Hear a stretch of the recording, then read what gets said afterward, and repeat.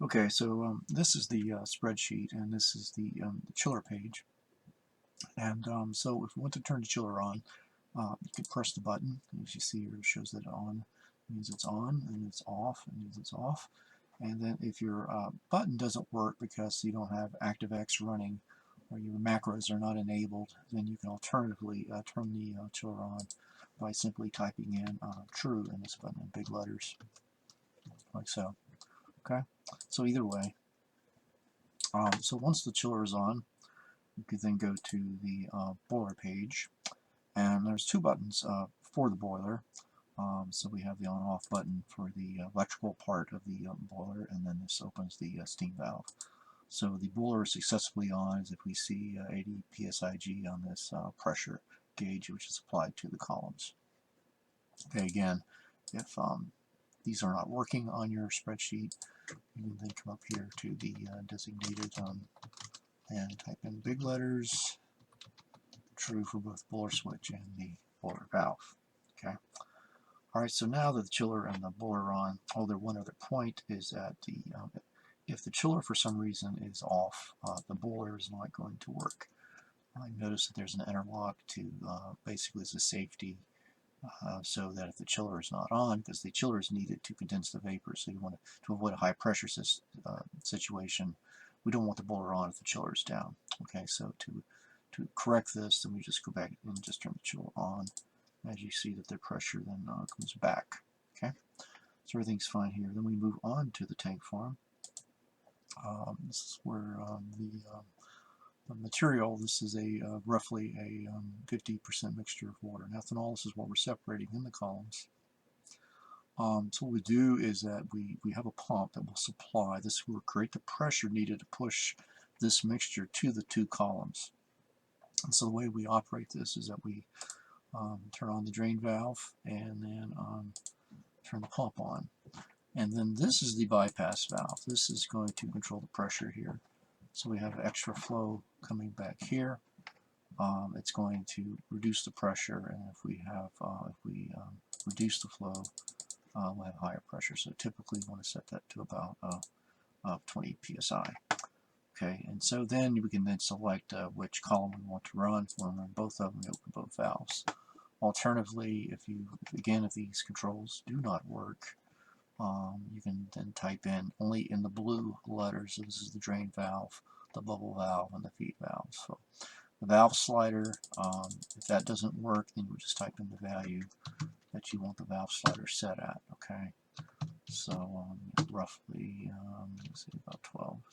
A little too much, say 15, thereabouts. And you can then look at the pressure here to see where you're at. Okay.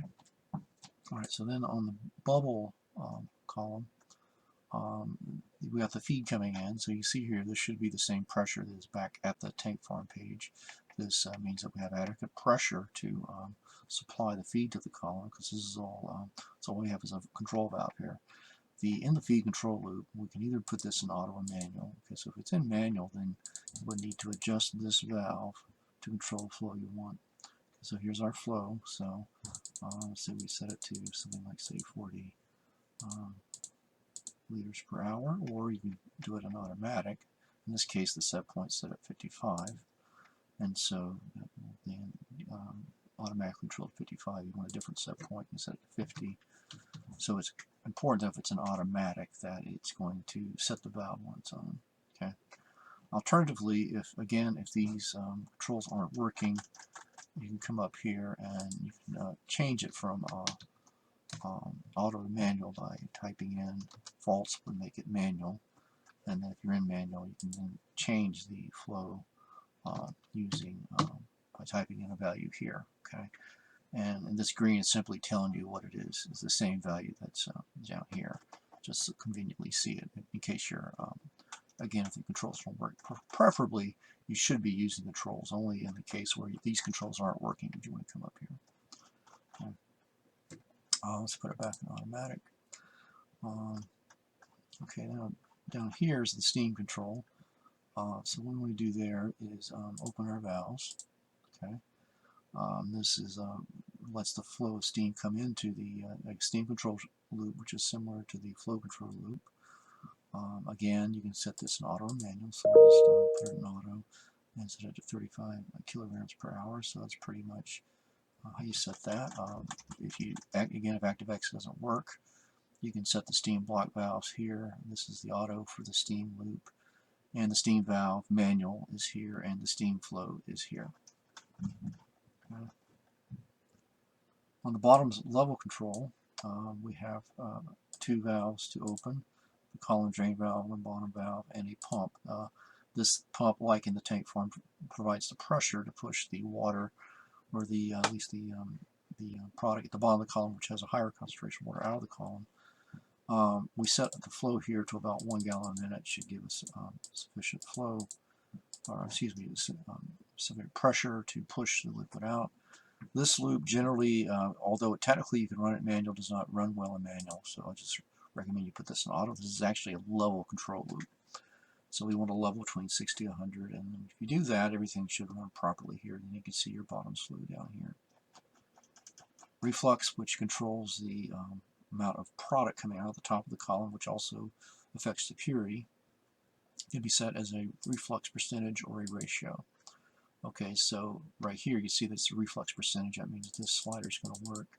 So if I want to set it to 65% reflux percentage, and I'll do that. If I want to do a reflux ratio, I would push it over here and do it as a reflux ratio. Okay. Temperatures, you can see the top temperature at the column is here. The lower this temperature, the better the purity. And you notice that reflux will affect that. Oops, let me go back to reflux percentage. You see that. Also notice that down here there's a temperature for the bottom of the column too. Okay, that can be changed by, say, adjusting the steam flow. Okay, oops, not too much there.